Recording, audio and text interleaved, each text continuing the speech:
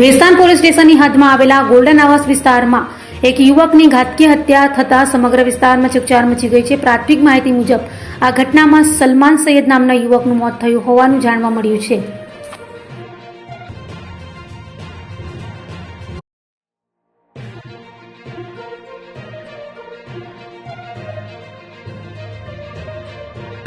મળતી માહિતી મુજબ 20 ઓગસ્ટ 2026ના રોજ રાત્રે આશરે 11:30 વાગ્યાના અરસામાં સલમાનના નાના ભાઈ સમીરનો કેટલાક શખ્સો દ્વારા પીછો કરવામાં આવ્યો હતો।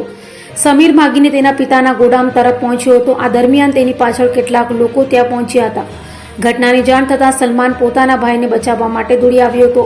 આ દરમિયાન સલમાન પર તીક્ષ્ણ હથિયાર સહિતના સાધનો વડે હુમલો કરવામાં આવ્યો હોવાનો આક્ષેપ છે।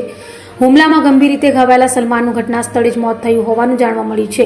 સ્થાનિકોમાં ચર્ચા મુજબ ઘટનામાં મોટી સંખ્યામાં લોકો સંડોવાયેલા હોવાની આશંકા વ્યક્ત કરવામાં આવી રહી છે।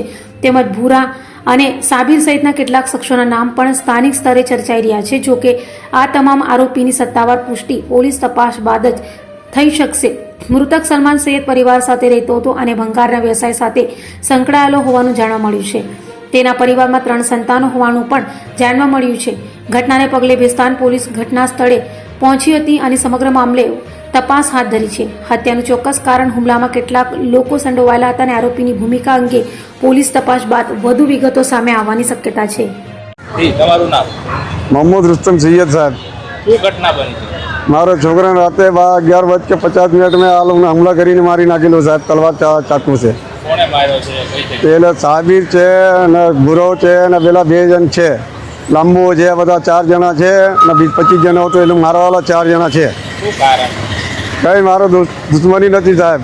મારા ભાઈને સાલોનો છોકરો હતો, એને નાનો છોકરો હતો 12-13 વર્ષનો, એને માર્યો છે મોહલ્લામાં। એને સમજાવવા ગયા ભાઈ કેમ માર્યો, એટલા માટે આ લોકો કસર કાઢ્યો છે સાહેબ રાતે। પરિવારમાં કોણ કોણ?